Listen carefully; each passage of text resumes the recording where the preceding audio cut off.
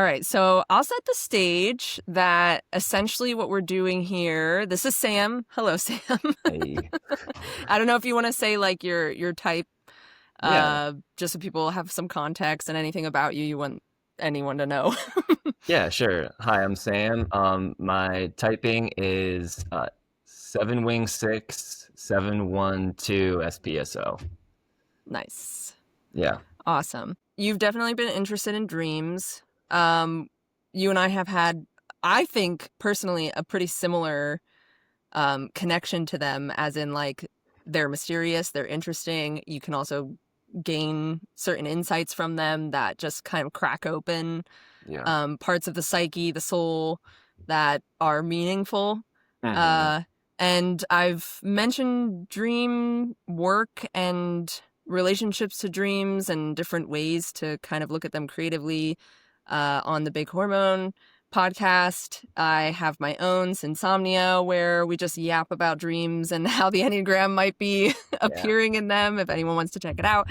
But also, this is like the first episode that we're kind of just going to look at one and see where your type lives in it, and Right. maybe some of the life context, if you're willing to share Yeah. about like what it could be shedding some insights on, and Yeah. how I think too, like just how much you can get out of a dream that like with your type structure, with the Enneagram in mind, like what it might be Yeah. um highlighting. Like I always find just certain emotional tones and certain like specific gestures and imageries in a dream can like Mm. really amplify some kind of personal relationship to an aspect of the Enneagram, especially instincts, but hmm really could be the type flavored through the instincts. And so that's what we're going to do today. We're going to see yours, and specifically Yeah. Cool. you've become the guinea pig to Yeah. And I guess I'll just say, like, I reached out to you kind of with some dream related material. I had taken your dream class last fall, and really Yes. that was like a really rich period, especially in my dream life. It was fascinating when you pay attention to the unconscious. Like, it just was a period where like my dream life was flourishing. Like, I filled a notebook like 2 or 3 times faster than I what was and or am outside of that class. Wow, that's awesome. Yeah, so it was like my dream life, the unconscious was like, oh, okay, we're doing this right now. Like, the spotlight is here, so let's just crank it up. So Oh, you're listening now. We have a lot to say. yeah, totally. So that was a super rich period, and then like kind of one of the things that I was writing, um, connected back into dream life. And so what I shared with you was an excerpt from a project that I had been working on for a while that kind of, I feel like, synthesized some ideas that had been kind of composting related to dreams and kind of my own relationship with like kind of keeping track of dreams, and also just being really curious about reading different takes. Like, I know that you're also interested in James Hillman. Um, Absolutely. Yeah. yeah, The Dream in the Underworld, which is like both like really rich and inscrutable as like as James Hillman is. Yes. Um, Yeah, I have spent, I mean, so much time with Hillman's work and personality type, as in like just the kind of person he was. And yeah, I just like, I think his approach to dreams have just been absolutely incredible, yeah, especially with acknowledging the autonomy of the dream life, the dream world, and the contents that are in it. And just that type of relationship, I think, is just so important to have when you're working with dreams or viewing them. like dream as like animal and like poem. Like, there's an irreducible like Yeah. image aspect to it. Like, seems to be Mm-hmm. like his main drive, which Mm-hmm. yeah, I think is pretty cool. It would Yeah. be And fascinating to see them type him on Enneagrammer. Actually, this gave me that idea. I was like, I know, let's pay I for that think this is typing. a call out for them, because I mean, I've gone back and forth. I definitely think he's social self-pres, Yeah. but I mean, there's frustration, and I don't know if it's core one or just nine wing one with something else in there. Mm. I would love to know his typing. He's pretty like he's pretty grouchy dude. He's got that. He's very grouchy, yeah, Yeah, he's and he's cantankerous. he's cantankerous is a great word, Yeah. and he just like Yeah, and he's just so like solid in everything he's Mm-hmm. saying. He's just immovable in certain aspects, and that's why. But he also like is I don't know. I can't help but also just see sometimes the nine sort of fantasy of just Yeah. like yeah, I don't know, one wing nine, nine wing one, but something about that is just Well, his kind of head a fix has his got to be flavor. Hexad. I know. Yeah, I read a I would see that. three-part biography of him that I just like got really interested in him. So like I've kind of like ran around after him. So his life was super fascinating. But yeah, it seems like Hexad in the head. Um, Mm-hmm. and Totally, I could yeah, see that. I don't know. It would be interesting for them to look at him though. He's a really Mm-hmm. fascinating figure. I think that who has a lot of ideas that are in tandem with kind of a lot of the ideas that come up through this podcast and this Yeah. group. Yeah. Um, I think we would probably get a pretty good Hillman stamp on our on the stuff that we talk about.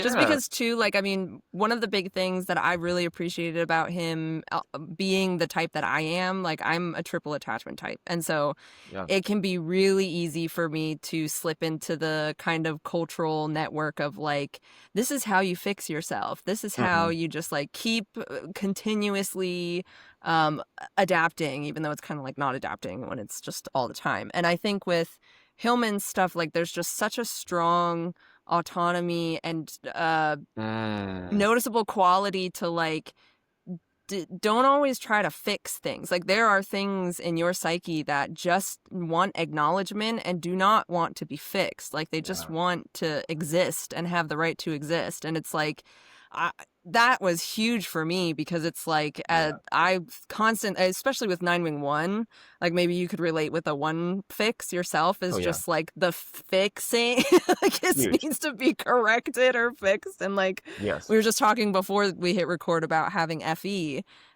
Yeah. The extroverted feeling function is also one where it's like you're much more willing to kind of um I don't know, like be swayed or sway with something happening in your Yes. relational field rather than Yeah. that more TI of just like remaining, you know, keeping your truth and standing by it. It like feels kind of violent to do those sorts of things.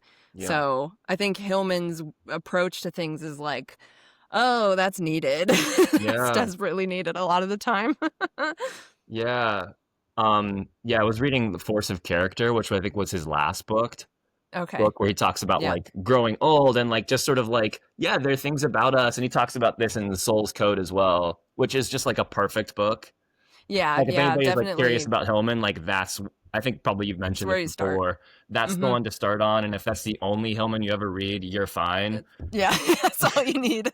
Because a lot of the other stuff is just like almost like he was that's the most commercial and readable like book that he put out, and it's like I feel like it just distills a lot of his ideas into like a really yeah, it's a friendlier form, and it just like yeah, it's just like I've It's it. read and reread so many sections of that book just because it's alive and it just hits. So you're like, yep, Yes, that's yeah. true. That's enduringly true, and that's why it lasts. You know, like Yeah, it's so it's empowering to any individual. oh Like, yeah, and I think that was again something that Hillman was incredible at is really speaking to the individual yes, rather than to I don't know, some con condensed version of the collective that he kind of projected on. It was yeah, like very much so consensus to the reality. It's individual. just like yeah, Yeah. Yeah. yeah, cool. Well, all right. So you want to I feel read like that your connects dream. exactly to this because I feel like some Yay. sort of ongoing battle that I have is what are the things within me that need to change?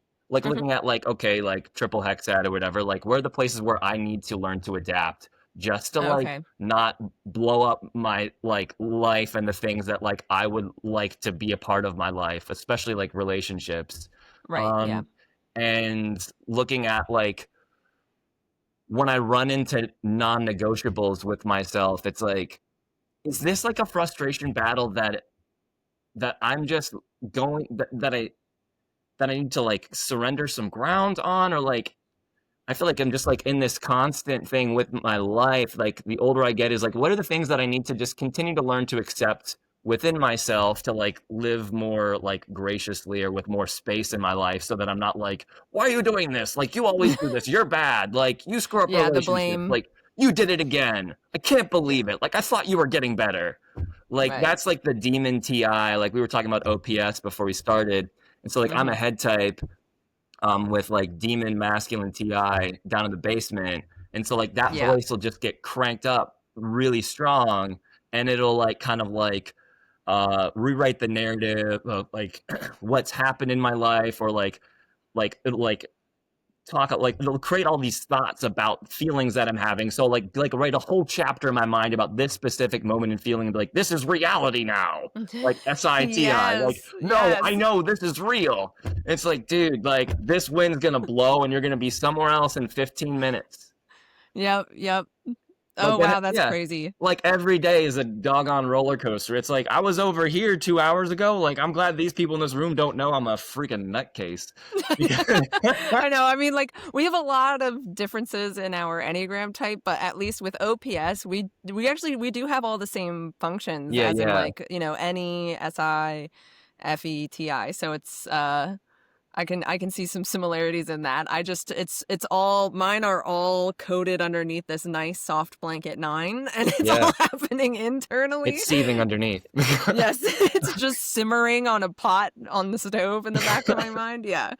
Yeah. Yeah, whereas okay, so I guess too, just for context, anyone listening, what I also keep in mind when I'm like looking through dream stuff and considering the person and if I'm working with my dreams myself, that okay, so you with your typing, you have two frustration type, so we're gonna run into some frustration, and I think in this dream there's definitely frustration.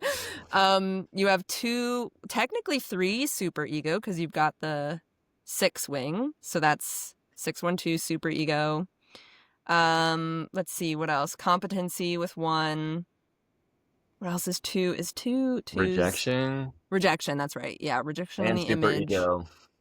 Yeah, and super ego. Okay, and then seven's assertive. Okay, so that's kind of like I like to keep that in mind because I Yeah, think those components, I'd love to like do episodes isolating those types of components and really like differentiating them. But I do yeah, think like knowing yours, um, those types of things are definitely, I think, in this dream. yeah. Okay, cool. Yeah. Cool. All right, go ahead. All right. Sounds good. All right. This dream was from 2 weeks ago today, November 11th, 2025. On a riverside outcropping, four men stand beneath a large, loose block of stone. They await the stone's release at the climax of something called a Japanese suicide ceremony. These four men face a gallery of witnesses, of whom I am one. Before they take their place under the stone, each of the suicides is invited to give a speech. Each speech will address the suicide's current thoughts and feelings, as well as the sequence of events which have brought him here today. But when it's their turn, two of the four choose not to speak. The last or third suicide, I can't remember, is a stocky, gnome-faced man with thick gray hair and a full beard. He is the man of few words. When, at last, all of the men are standing under the suicide stone, the ceremony can begin, and the candidate who wishes most to die, or perhaps fears death the least, will release a mechanism that will loosen the stone and crush their heads. All right, here we go. At once, the block of stone crashes down, and though it strikes all four, the brunt of the blow is absorbed by the man of few words. But in a turn of events unforeseeable, it is the stone rather than the man's skull which cracks and then deposits a head-shaped chunk. The other suicides likewise remain unharmed, but it is the composure and stoicism of the man of few words which impresses me most, and I am swept up in epiphany, thinking, now I know. Stone breaks stone. So the context of this dream was that I woke up at 2:29 in the morning. I wake up, stricken with the certainty and dread that in less than 12 hours time, I'm going to have to try to explain to my ex why for the 8th time we are breaking up. And I just know in that moment, in that conversation, my brain's going to crumble like a chunk of cement conglomerate, stone on stone on stone. Beautiful. All right. Thanks. First off, beautifully written dream. I've always loved how you've written. Obviously, you're a writer, but then too, just the way I think that the type of attention you put on the narration of the dream really does the dream its justice. So I really appreciated that. It's really cool. Cool. Thanks. But I think I'd want to ask, like, what you had this dream like 2 weeks ago. Yeah. And so maybe some time to spend with it. Also, if anyone knows OPS, you would also know that you are sleep last. So the sleeping function is one that often processes known information.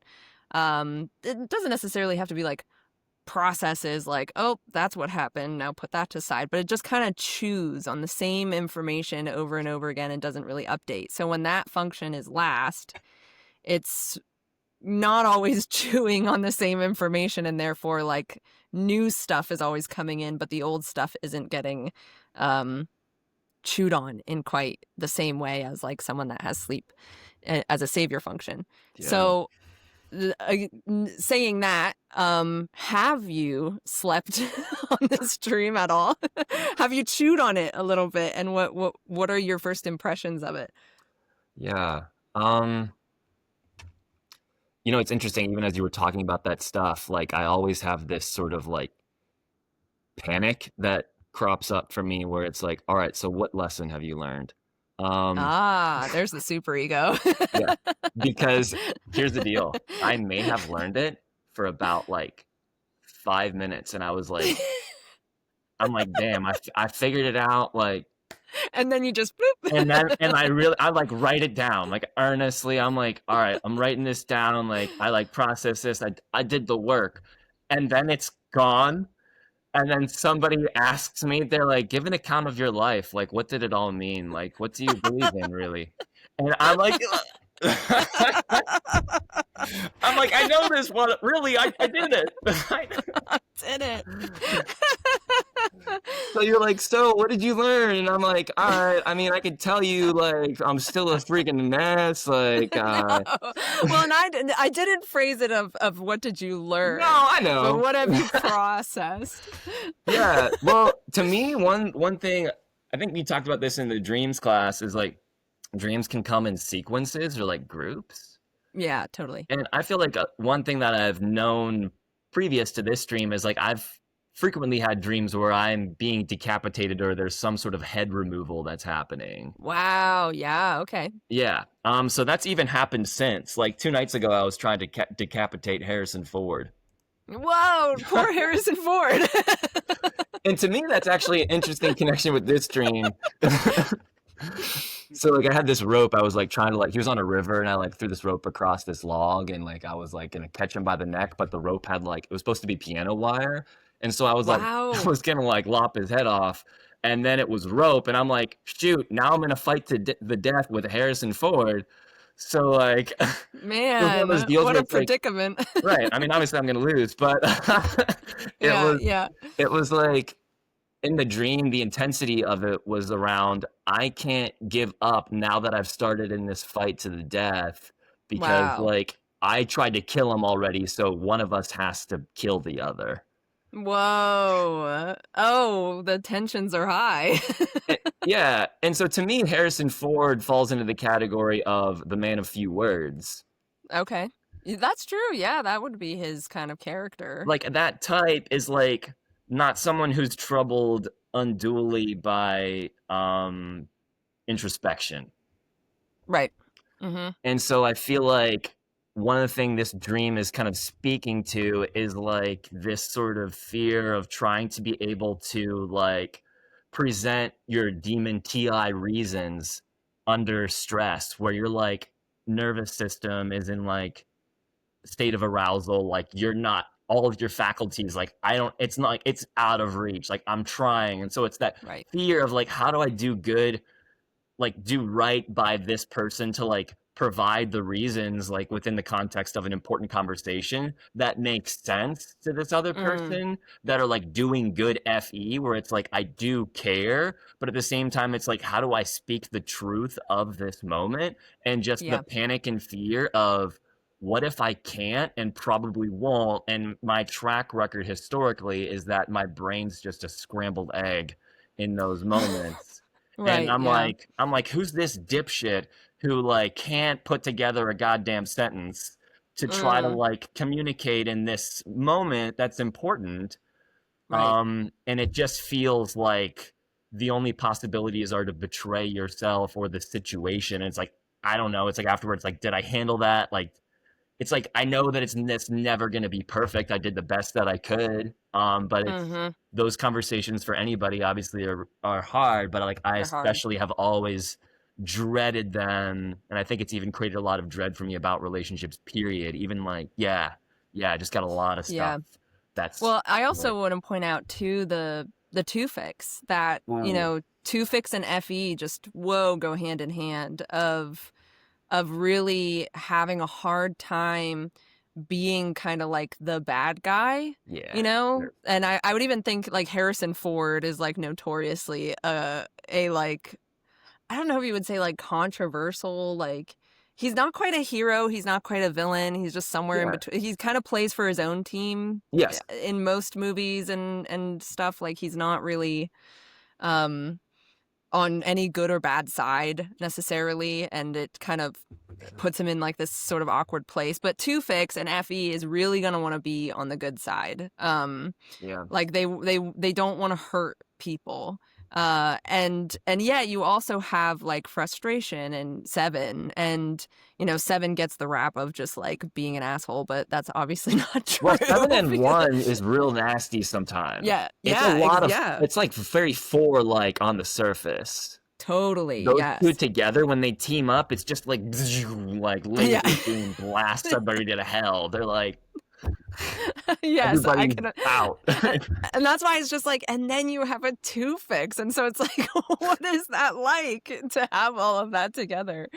Um, but I kind of wanted to ask about, so okay, a Two Fix to me is a very, very relational heart. Like Yeah. your heart fix is kind of how you understand your identity, and oftentimes like um, our heart fix only feels like it can be itself or understand itself by performing, essentially. Like Mm, it's, and so fours like perform the anti-performance, and then three performs like what it thinks is a successful thing, depending on what it's adapting to or picking up on from other people or other things, and success and whatever. And then two is kind of performing based on more of that like one-on-one intimate sort of connection of just like mm-hmm. me and this person right now. And so I wondered, like, you mentioned about in the context about this is like the eighth time that you would have a conversation. And I don't know if you want to talk about that or not, but like, Sure. is there something around the like your whole type structure kind of needing to prove itself in explaining and in relating and in showing up for another, rather than being the man of few words who doesn't owe anything, a performance to anybody? Do you know what I mean? Mm-hmm. Yeah. Yeah.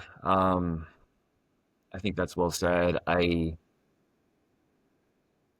think like that too. I think it was interesting the way you were talking about like two being a performance of like I have to be on relationally. Yeah, And I think totally. that's where the drain can come in for me in a relationship, is like, oh, okay, so I'll do relationship in these intense bursts because I can be on for these intense bursts, right? Hmm. Because it's like, oh, the version of me that's going to show up in a relationship, like I've only got like this much, like self presence, like I got this much juice for that, That's right. you Yeah. know? So like I know what that is. I know where I'm going to run out of gas. Um, Big picture wise and in the moment. And so like where I can end up in trouble in a relationship is I might have an intuitive sense of whether something's working or not. Hmm. And if the answer is no, sometimes that's a really scary thing because it's like shit, like especially like the further things go, the worse it feels when things don't work out. Right. And Yeah. it's like a nightmare. I hate that more than anything. Yeah. And is Um it mainly because you have to kind of go into almost all your like demons, essentially, like all the parts of yeah, yourself that kind of. I mean, just yeah, it's just all bad feelings. counteract? It all Yeah. sucks. It all sucks. Yeah. I'm hurting. They're hurting. Um Hmm. Probably. I mean, I don't know. And it's just like I think just in my mind I can just sort of like feel like you're a bad dude, like you did this, like, and you did this again, like it didn't, like you're making the same mistakes. Where it's a thing of like, can you ever learn? Like, are you ever gonna grow up, kind of thing. And so it's like that's Hmm. where like the super ego stuff's like beating up on that seven, you know, where it's just sort of like, Yeah. it's like look what you're doing. Like you did it to, like you're like the trickster. Like you always get blown up by your own bomb. Like you can't get away with it. Like you just, it's gonna get you. And then the seven's just like, I'm gonna get away with It's like it. no, but this time I'll be lucky. You know.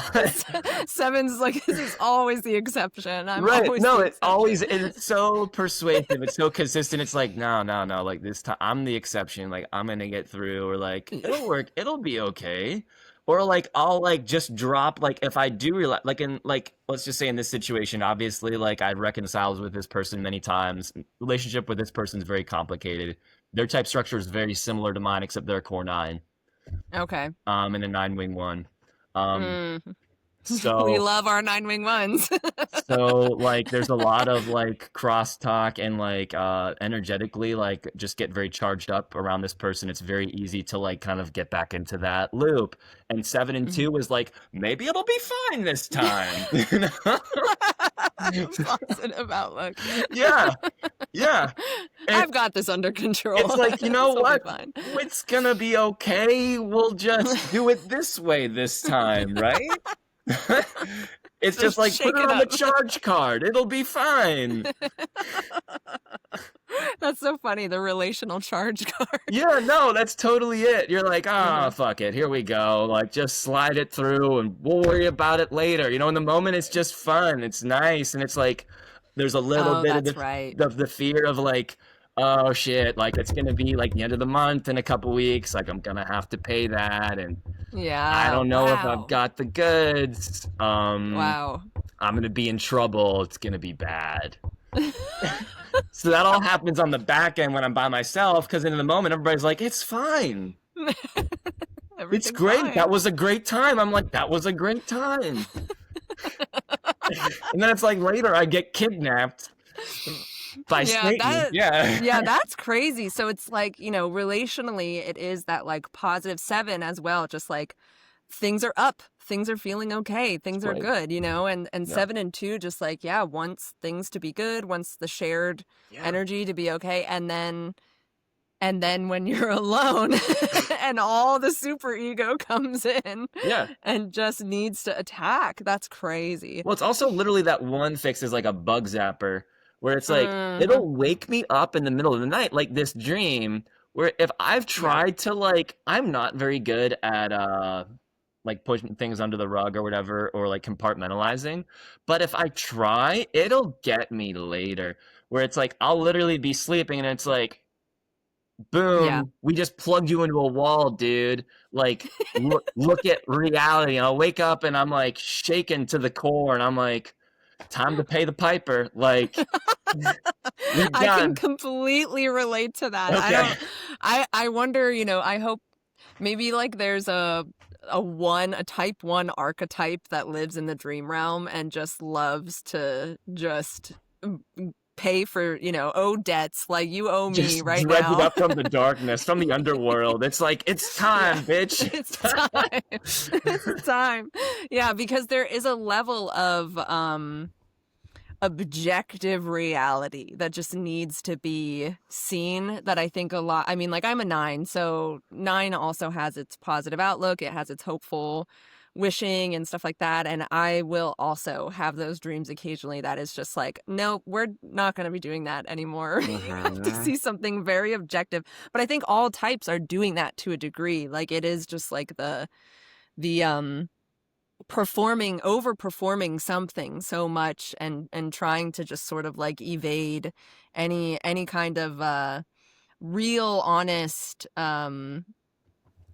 what would it be, like reckoning of some kind, like personal reckoning, um which I could imagine this dream would feel like waking up, especially at that like witching hour kind of time, which Yeah. is always when those dreams happen. Is that they're like, okay, now Yeah. you're gonna wake up and not go back to sleep for the Right. rest of the night because you're thinking about this dream. Yeah, you're done. Yeah, that's it. Mm-hmm.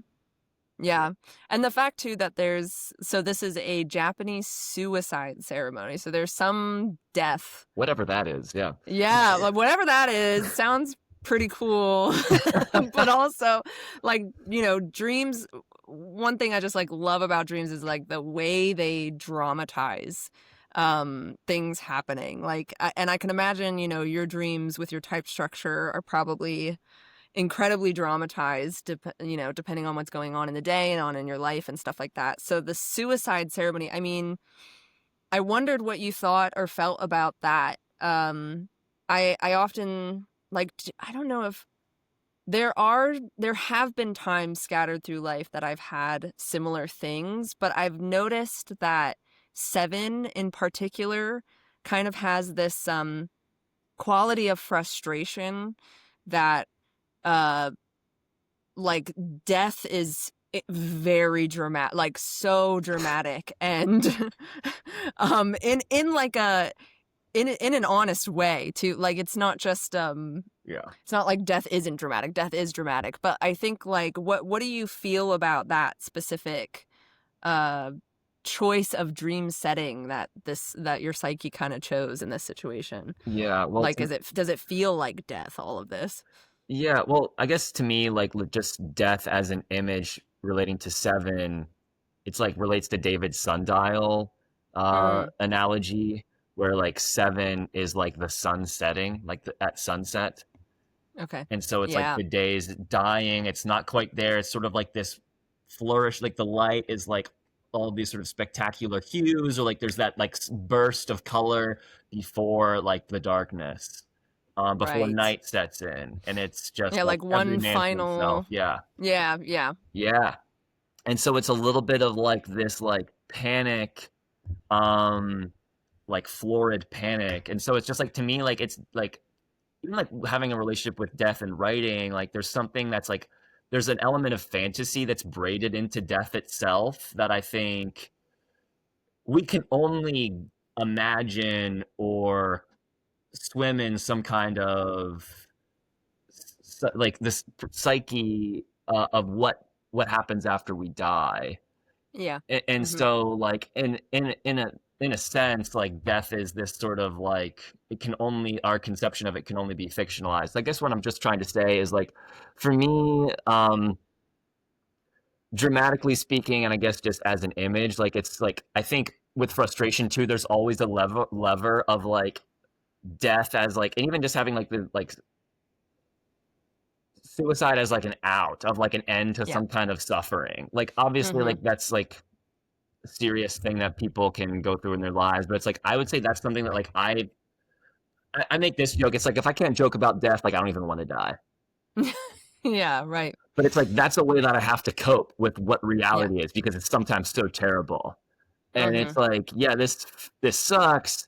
And the only way Mhm. I can get by, like in the things that I make, is to like joke about how horrible it is, or like The even in absurdity. yeah, like in the Yeah. moment, you're like, this is so stupid and ridiculous. Like I have to break it somehow because otherwise it's Yeah. intolerable. Right. Like I'm Yeah. not gonna do this way because why would how can anyone? I don't know Mhm. how, and neither do I want to learn. Right. And like Yeah. I'll try to go to soul school every once in a while. I'll be like, oh, okay, like, yep. Sometimes life is boring and enjoy the mundane. And it's like, guys, I'm trying, but like I'm also like at work, like I'm just gonna like try to like my job is, like, I teach theater with kids, and so, like, I get to play, like, professionally, like, that's my Oh, job, that's awesome. yeah, and it's, like, to me, it's just, like, I've always was, like, trying to find, like, a way to, like, do work that wasn't work, where it was, like, Hmm. I think everybody is looking for that trap door, but with 7, it's just sorta like, I almost gotta have it or it's, like, gonna be a problem, right? Yes. I'm gonna Yeah. be It's everybody's problem and my own problem. yes, that's so true. Oh my God. And I guess the question of my life at this point is, like, what does it look like to, like relationship is, like, kind of it is a kind of compromise in a way where it's, like, how do I, like, kind of, like how do I take what's drawn me to this person and, like, enjoy and like that, and then also, like, accept the entirety of them, at the same time trying to learn to accept the entirety of myself and be like, "Oh, okay, so there're gonna be moments where I'm just like, yeah, this is flat as heck, and, like, it's not working." Or, like, yeah, like, this is where it's, like, that frustration piece too, where it's like, "Okay, I'm trying to, like, share this part of myself, but you're clearly not getting it." And, like, maybe Mm, that's yeah. super, like, salient evidence that, like, this doesn't work, like, this is Mm, broken beyond repair, and, like, let's not kid ourselves, or, like, yeah. this is, like, chronic issue, like, I've tried to, like, have a conversation about this because, like, when I was younger, I would just be like, "Boom, you did it wrong, like, see ya." Mhm. And then, like, as I got older, I was like, "Yeah, so that's not working out." Yeah. Um and, so, like, I've tried to, like, come along the way and be like, "Hey, so, like, here's kinda where I'm at with this, or here's why that, like here's why this is a problem." Or, like, I know that, like, I'm somebody who, like, has a lot of who, like, is, like, easily, like, sort of, like, "That was a problem for me," and, like, other people are like, "Yeah, I just kinda let that fall away." So I guess for me, it's, like, always the question of, like what are relationships in reality? Like, like, how do people really do Yeah. it? Because like, I mean, yeah, yeah. because I don't know if One I've of ever the figured it out or if I ever will, you know? well, I mean, I do think that is a lifelong thing. But in the dream specifically, I mean, okay, I have a few things that I could pull from you saying that. Um I would say that the man of few words, which is actually because people don't have the text in front of them, unless maybe I put the text up when you're reading it. Maybe I might do that in the post Yeah, up production. to you. Yeah, sure. Um, but the man of few words is like this guy's name essentially. It's all Yeah, yeah. capitalized and it's his name. So I think first I'd ask what would your name be in the dream comparatively to the man of few words? What would you name yourself as? Yeah, voluble dipshit worthy of punishment. Okay. Perfect. Because I'm wondering, like, also, to so you're self-pres dominant, so that means social middle is, like, a little bit compartmentalized, like, everyone's middle instinct is, a muscle that really needs, like, worked on a lot of the time, but also being sexual blind, there's a way that, like, at least for me personally, the energy, that you carry is something that I think a lot of sexual blinds like totally put in either self-pres or social, or they compartmentalize. They don't even recognize it's there. It's completely blind. And so I'm wondering if there's a way that, like, the man of few words, first off, he's got a great name. So there's this type of energy that's like, this is all you need to know. Like, this is his signature. And I often, like, Yeah, yeah. I correlate sexual instinct with signature. So the fact that there's the man of few words, this is a signature, and you knew it. You knew that was a signature. That's what his name is, right? Um, but that type of willingly silent, um, Mhm. that energy holds much more than words ever could in like an actual relational dynamic. And so I'm wondering if like 7, 2 fix, extroverted feeling, social middle, like, is there a way that the blind spots are being overlooked, of like just your energy being something that speaks for itself, you know, like that does not require words. Yeah. Another person's energy doesn't require words. You don't have to explain yourself. You don't have to get to know, like, I know social loves to get to know intimate aspects of another person, like history and what are you thinking about during the day, and like what do you care about? Like, it wants all the collective social values there, and like relatable and easily communicable, like that kind of thing. Um, is the blind spot just like bloop, you know, to the side when you're going through these dynamics and letting that instinct kind of speak for it, like not have words, you know what I mean? Yeah. Well, I think that you just it's something that's kind of at the forefront of my experience currently and just Uh-huh. trying to like I think I feel a lot of I think I've relied on a kind of heady verbal kind of connections to signal to me that something there is a quality of connection that's Yes, worth valuing. absolutely. Yeah, yeah, I could see that. 100%. And I still don't know what to do with that because I think that's a comfortable place for me. Hmm. And I'm like, oh, okay, like we kind of get each other on some sort of head level, and like there's a fun and a play having like lead play like of like, oh, Yeah. we can hit the ball back and forth, right? And so it's Hmm. like that like seven overlay with like social sexual like that thing of like, oh, it's just like we have fun, like we can just do this. And like I've always had a strong sense of whether I can do that with somebody. Hmm. And if it's not there, if it's just an energy that's sort of like that's compatible, um, that can be a place of like some like I'm not as fluent in like just trusting that that can like make it work, you Hmm. know? Because it's this sort of like, oh shit, but like I'm not doing like this isn't like my like first language, you know? That would be death. Yeah, it's like kind of Yeah. frightening. It's like, wait, what? Like, you know, because it's like, especially if the other person's more secure and just being like, yeah, so like, I don't have to be like sputtering, like throwing sparks and crackling. Like, I'm cool with where I'm at. Hmm. Um, and yeah, I don't know how to fully settle with that, but it's something that I've been observing about Yeah. myself.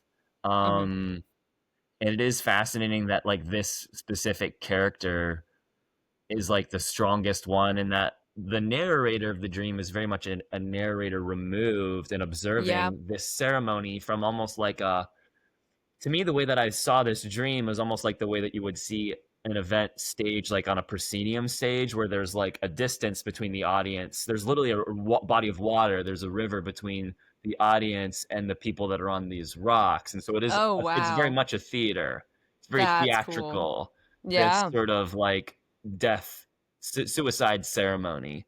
Right. Yeah. Wow. Well, I would also too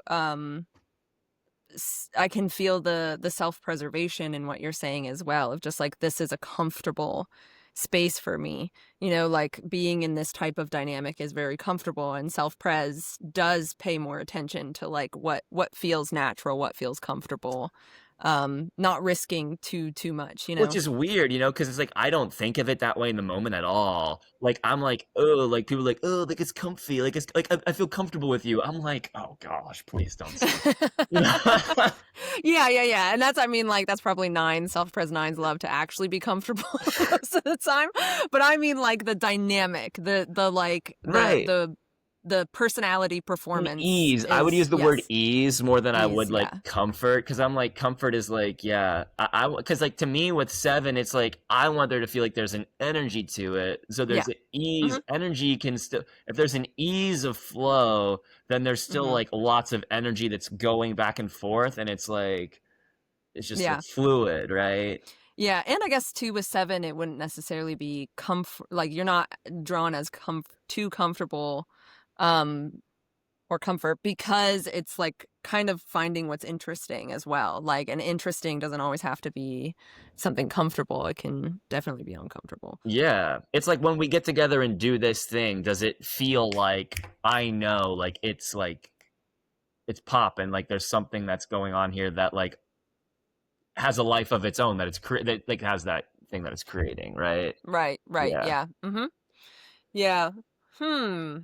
And that's why, yeah, I think I could definitely see that this man of few words has a lot of energy in your psyche, like, and probably is gonna, I wonder again, I like how you mentioned in the beginning about like seeing dreams in sequences, because like I wonder what kind of forms he takes on. One of the things I Mm, loved, I think it's Marie Louise von Franz, says that like nothing ever dies in the psyche, it just transforms. um, and so to see what he kind of turns it, and like you're saying, Harrison Ford's now kind of like the he's yeah. turned archetype. It seems to be in this archetypal space, and oftentimes like things in our dreams that take an archetypal role speak to something that we're facing with daily, that or kind of just more in like a season of our life that is taking shape in the by collective forms. You know what I mean? Yeah. Well, to me, it's like even that man of few words is very much like a granite like presence, where it's just Mm-hmm. like this like rock like groundedness of like I am like secure in where I'm at here and like planted in myself, Yeah. and I'm not Oh, moving. I right. don't need to. Yes. Do you think that like oftentimes in your relational dynamic that you try to go to the other person or see what they have and you move away from that grounded spot? Needless expenditure of energy is the first thing Mm, that comes to mind, where it's just sort of like this like all right, there's got to be like this sort of like dance involved where it's like, all right, are you still interested? Like, is this yeah. like, is there enough activity that's happening in the air between us? Are we creating enough like sparks, enough things that are interesting to like, is this a lot that tells me this is alive and that it's working and that we should keep doing this? Because if Mm-hmm. I'm not able to see it or experience that, then like I'm just constructing reasons in my mind of why it isn't working. Wow, yeah. You know, Okay, yeah. it's like the inner emotional accountant is like being like, all right, so like we're getting into the Taking red receipts. here, you know? It's like Oh we're getting my God, that's so self-pres. I need these type of analogies when I'm dealing with my own self-presence. Think that's okay, well perfect. it's like shoot, we're in the red, like what are we gonna do now?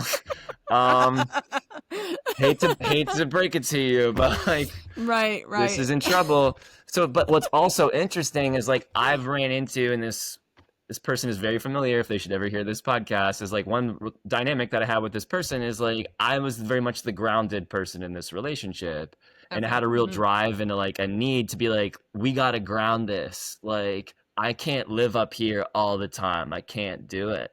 It's not Hmm. like it just makes me feel uneasy. Like literally like would just feel like it's like up in the air and like turning around. Like I don't know what it's Hmm. disorienting. And that's like Yeah, disorienting's a on good like a word. body level, I'm like, ooh, that's I can't live there. Like that Right. like in the moment it can be really fun, but could I live there, right? Can this be domesticated?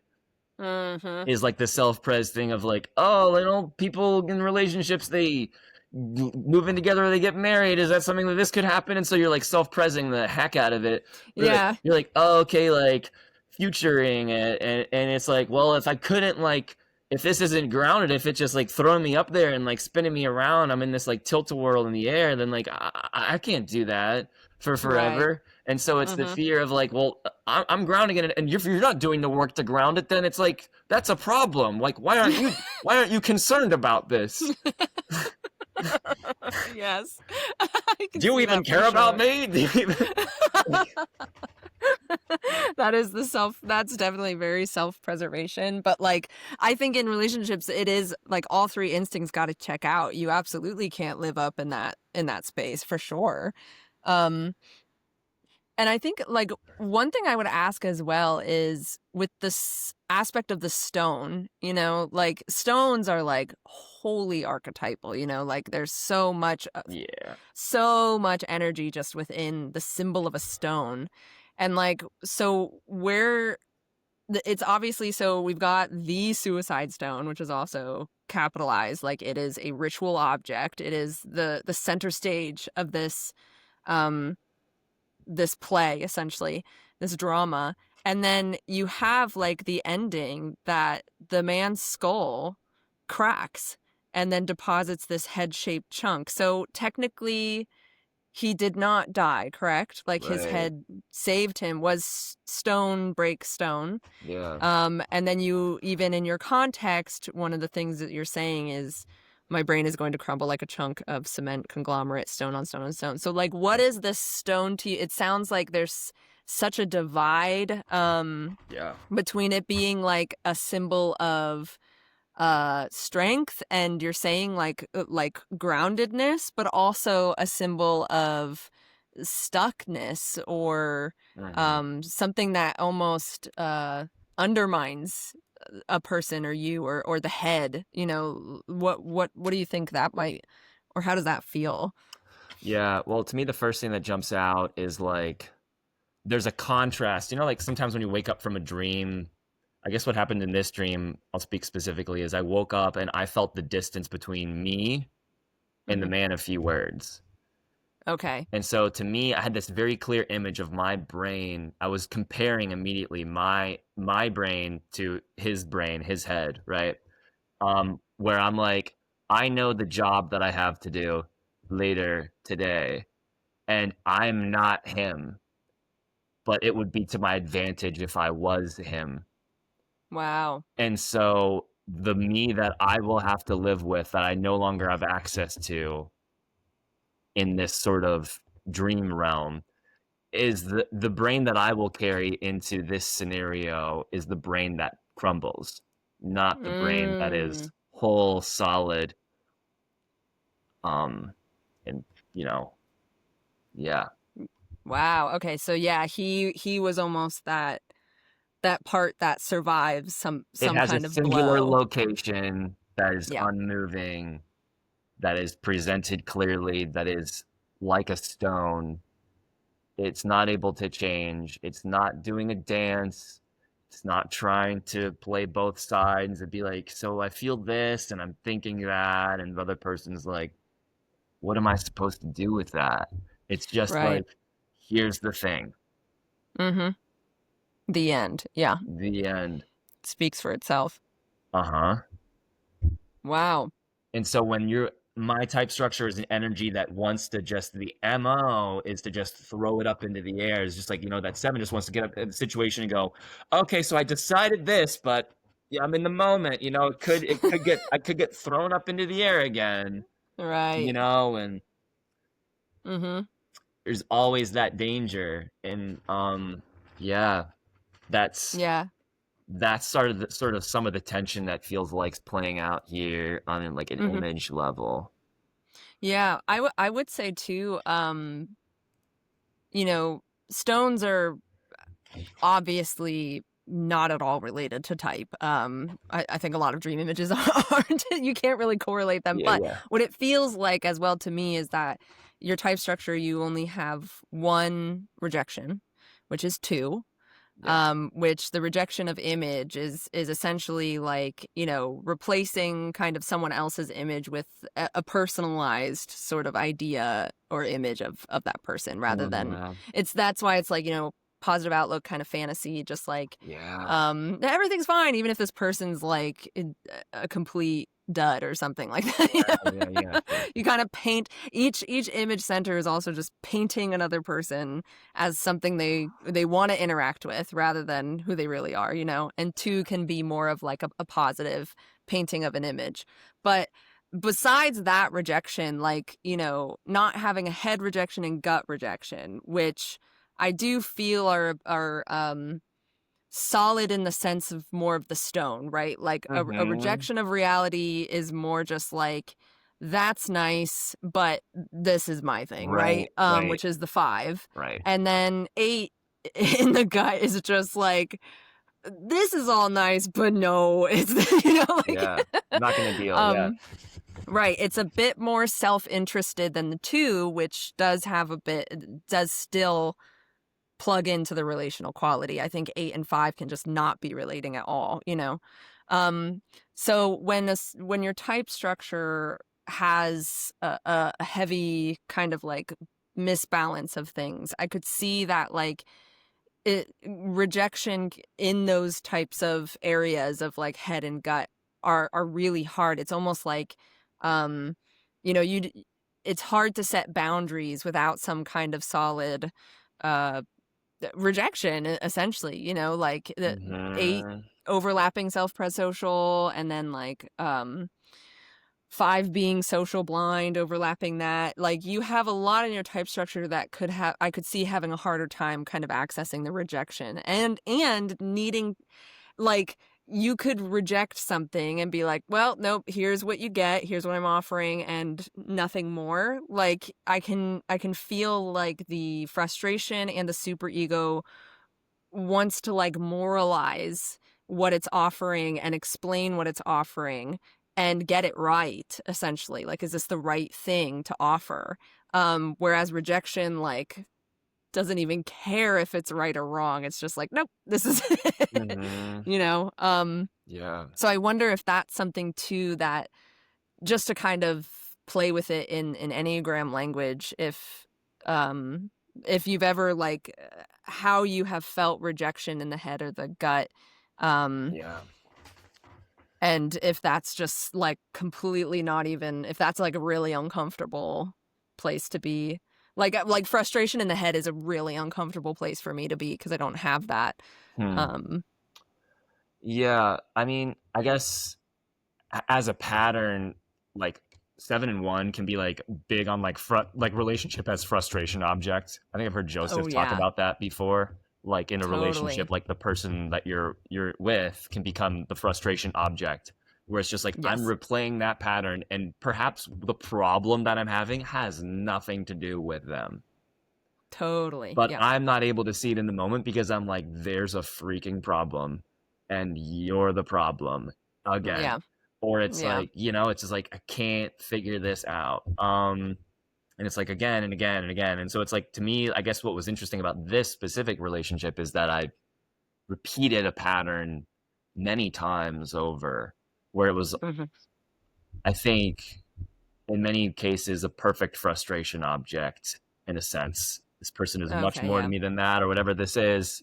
Um, but observing just on the level of type, I can see that Yeah. in myself in like Hmm. that sort of way that's like it's hard to see. I'm like, shoot.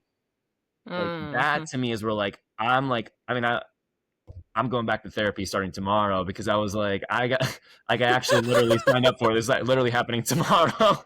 um Yeah. because I was like, shoot, like I got to look at these patterns because, like, I guess to be honest, like this was a relationship where I really developed really deep feelings for this person, and I Hmm. think going through as much pain as I went through and what she went through, I'm like, regardless of whether I made the right decision at this Yeah. point, does not matter.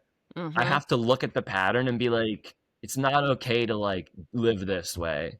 Yeah. I don't want to repeat it, regardless of whether like what happened here was germane to this relationship, whether or it's just like whether I was the problem or the relationship was the problem doesn't matter. I still need to take responsibility for what's mine and what I Hmm. can do to work with it.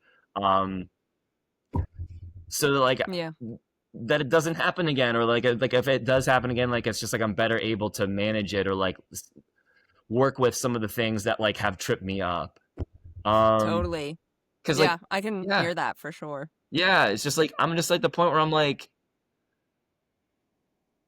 when you like have cried as hard as I have over this situation and stuff like this as many times, it's just like, yeah, I'm just been leveled, Hmm. like in a totally bewildering way where I'm like, yeah, this is like a contact with like a deepest part of yourself that you don't even know where to put it all or how to make sense of it. I'm like, this is Hmm. asking for my attention, and if I ignore it, I'm only I don't know. That doesn't feel like the thing that's the right thing to do in this situation. Yeah.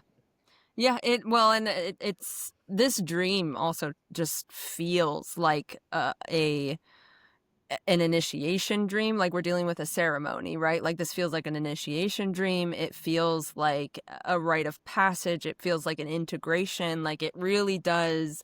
This is the type of dream I feel like calls, to Yeah. you for something. Like I have always appreciated your writing, but like it's not just the writing. Like the imagery is just so um rich with like something going on internally that is just uh painting something within you that just feels so different and like necessary. Hmm. um and that's why I feel like as well, just to go back to our main man, the man of few words, Yeah, right. our star of the show. Right. Bring it back. um like it really does. And the stone, like these two things are just so like energetically rich and full of some kind of life in your psyche, that it just feels like those as a symbol, like being with them, I feel like could probably open up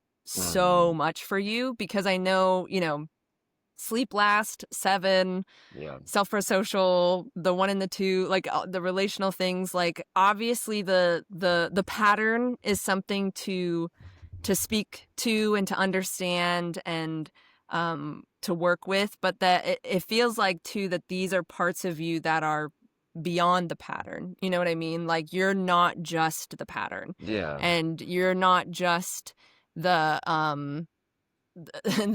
like the pattern that does something right or wrong. You're not just like the Hmm. the relational dynamics that you're getting stuck in. Like it feels like if you were to spend time with the man of few words, or spend time holding that stone, or looking at it, Mm. like what that would evoke within you, like what part of you encounter in that sense, I feel like could be quite a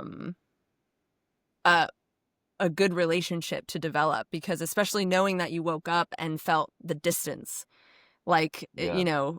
that just feels like so interesting. Like why was there that distance, and what happens when that could come together, or what happens if you switch spots or something like that, where you get to spend time with this um symbol, and I don't know, like, not, would it be, let me think, I kind of want to play with, like, would it be just not speaking and not articulating anything in language? Would it be Yeah. rather like sitting with image? Would it be um listening to image? I know we talked about active imagination when you did the classes, and I remember you had like a really positive experience with that. Like, is it something about letting the image say something to you, and you being that stone and like hearing it, like I don't know. I don't know what it would be, but it feels like something that's almost uh counter pattern. You know what I mean? Like you're doing your pattern and that's one thing to work on, but then there's like this counter pattern going on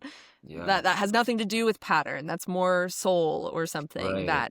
that requires attention. Yeah.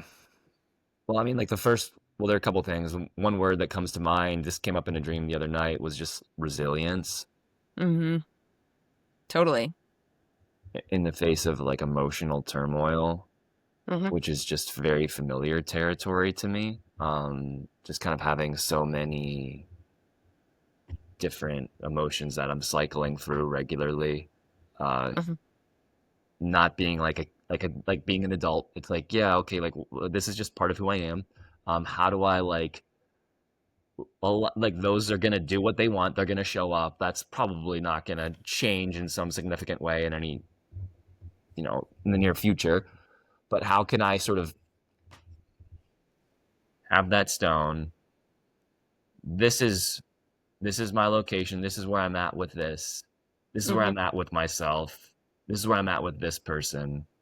Regardless of this moment, this is this is not changing. Yeah, absolutely. Mhm.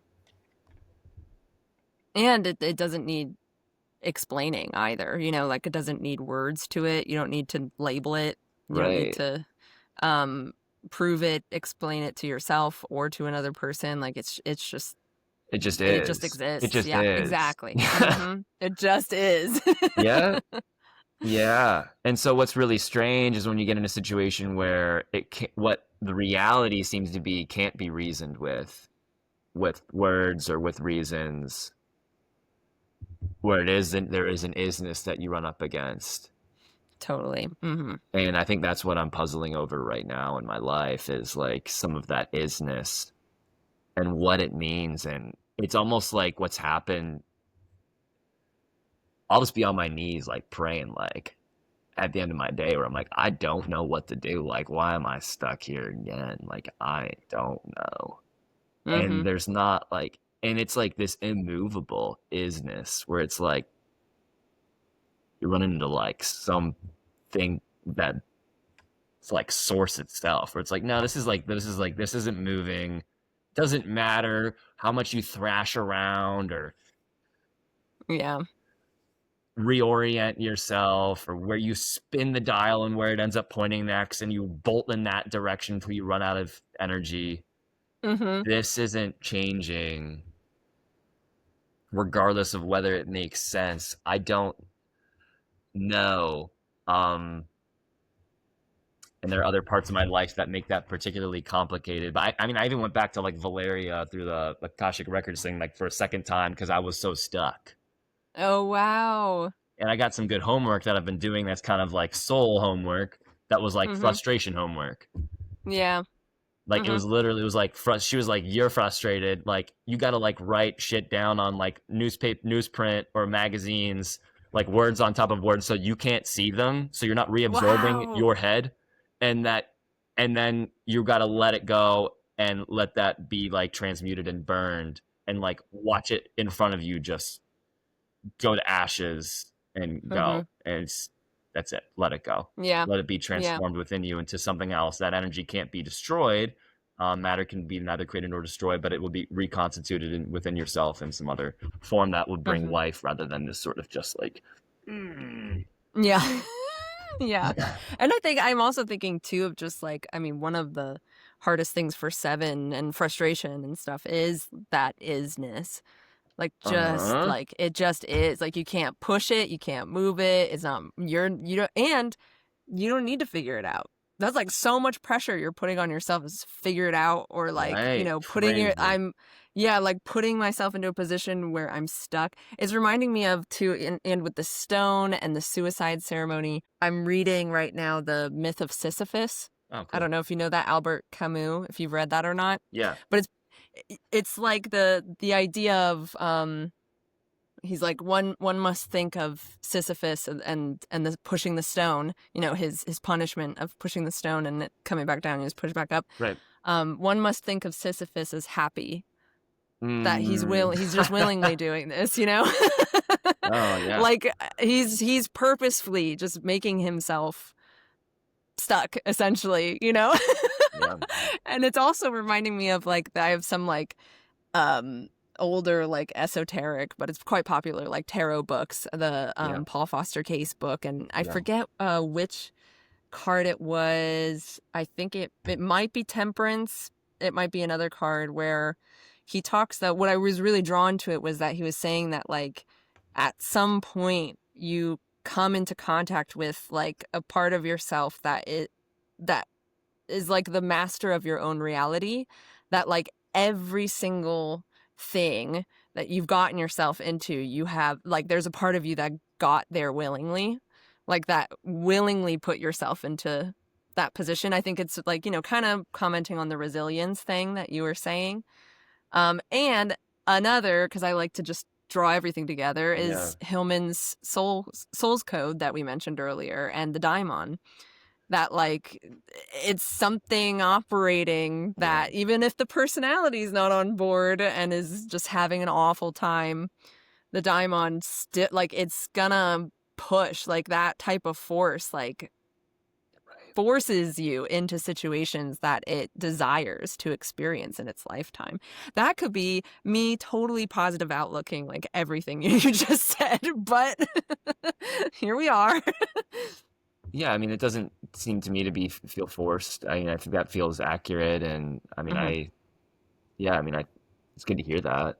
Um, and I mean, yeah, I believe that all things in the totality like belong in some sense, whether that means they feel Hmm. good or not.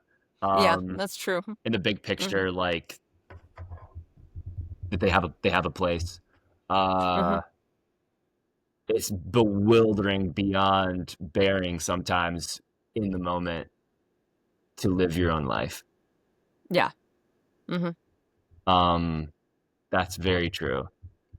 So it's strange to hold both of those truths at the same time, but I think like the work of like being a person is being able to hold two competing truths Hmm. at the same time. I think so. I think that's it too. That's the thing. It's like, even if for me, connecting to that myth of Sisyphus, like even if I don't think it's completely bypassing to think that, to think that the overall gesture that Sisyphus is doing is like a purposeful thing, and when you're not, um denying that it's also a really hard thing to do. Like that's the thing, is like it's holding both of those as like really contradicting things. And I think that's kind of what Camus is exploring in that whole book, of just Hmm. like we live in this world that has really beautiful things and suicide. Like what Yeah. is happening, that